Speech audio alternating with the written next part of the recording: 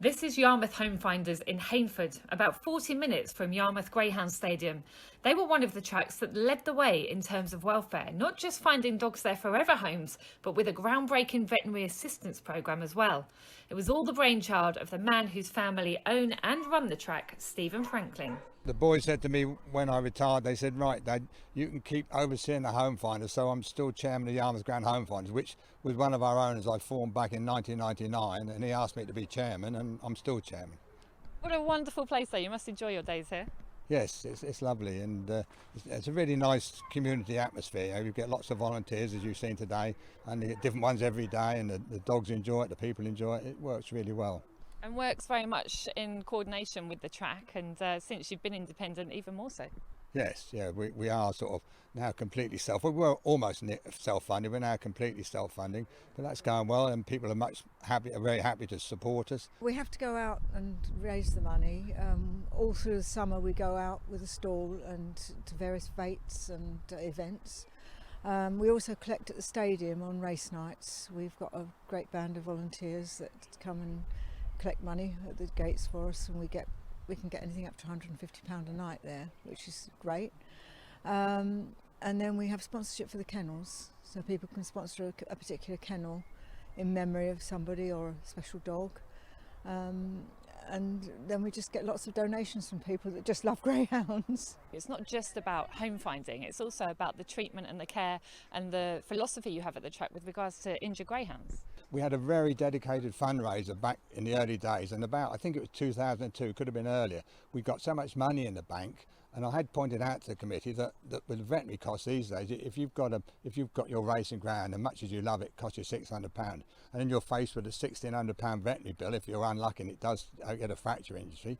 It's just an issue, and to help with the euthanasia idea, one of the committee said, well, why don't we try? We've got so much money in the bank, why don't we put it towards veterinary assistance? And it's been a learning curve. It's getting very organised now, but over the years, it's a very important thing, and it helps the trainers because they're then more than happy. The trainers have to be involved. They look after the dog once it's been to the vets, been sort of repaired, whatever's needed. Then they look after it, and then when it's ready for homing, it's signed over to us, and it comes to these kennels and goes through the homing scheme. Tell me a bit more about the kennels. The dogs are very happy here, and I really love this idea of having a kennel with the runs. I've seen it a couple of times. Something I'd like to see more of.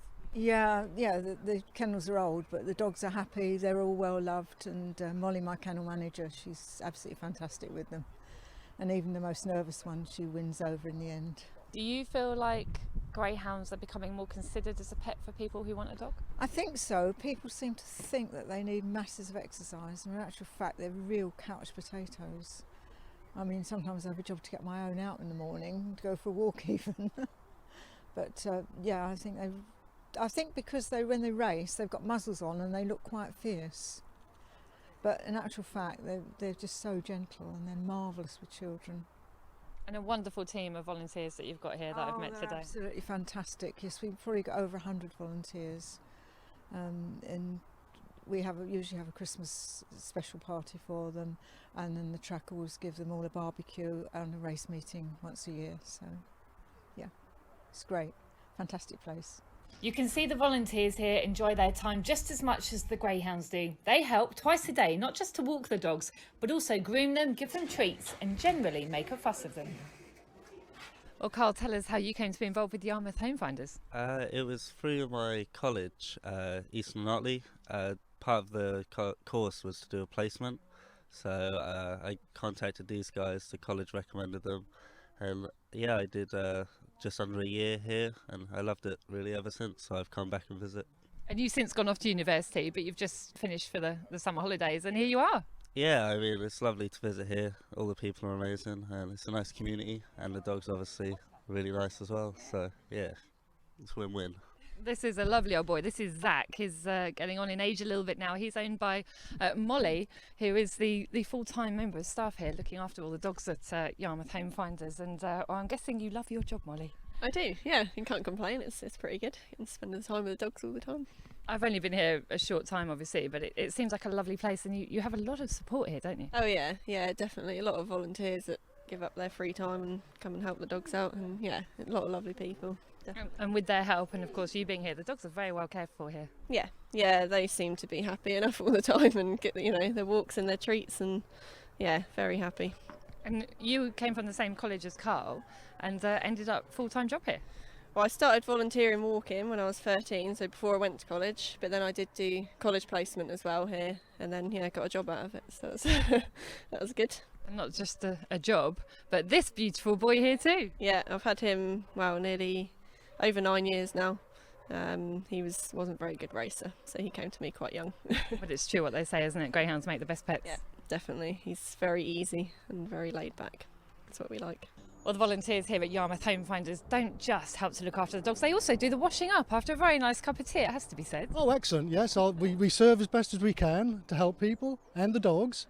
And it really is a wonderful place here, such a community spirit about it. Yeah, I mean, I've been retired 7 years. I've been coming here 7 years now, and I come every Friday, and you get to know everyone here, take the dogs out, cup of tea and a biscuit. What more could you want on a nice day like this? Absolutely, and ultimately it's not just you guys that are enjoying it, the dogs love it They too. do, yes, yeah. Mind you, we go out in all weathers, when the beast from the east, we were still down the field, walking around with them.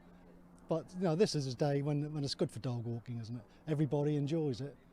I lost my husband last year, and I found out Molly was here, and she's really a lovely girl, and these are really lovely people around here. And they had all this lot, brought me all out of the shell, brought me all back again, and that was lovely. And the whole time it's helping you, of course, it's helping the greyhounds. Oh yeah, that's helping the greyhounds. I gave Molly money to help the greyhounds as well. Lois, tell us the reason why you started coming here to Yarmouth Homefinders. Well, I've always loved dogs, and my husband said we can't have a dog. They're a tie, they're expensive, they're messy. So I came up here for a dog walking fix, and I fell in love. And we're now on our third greyhound because my husband changed his mind, and we absolutely adore the greyhounds. And he adores them too now, doesn't he? Absolutely, he is smitten. Yeah, whenever you see him, he's cuddling the dog. And so despite the fact you've taken dogs home now, you've got your fix at home, why do you still come here? It's just lovely to do it. I really enjoy it. I come on a Monday as well with a young man who's got Down syndrome, and he volunteer walks here as well. So walking here is for anybody. You've led the way with this kind of scheme, and I know you keep your head down and get on with your own business at Yarmouth, but how much would you like to see all the other tracks in the country adopting these sorts of schemes for home finding and for veterinary assistance? It's got to come, hasn't it? That's the only way, because you can't, when these pets leave here, they all have I think it's 4-week pet pan cover, and then most of them will take out insurance on it, but a racing ground you can't insure. And with a veterinary, it's like the National Health Service, the veterinary expertise has got so clever now, but it's so expensive. Then an individual trainer and owner is never going to find the money. It would just eat money. So it's absolutely essential, and it has to go industry wide eventually. The people here are wonderful, the dogs are very happy, well looked after, all looking for their forever sofa. You must be very proud of this place.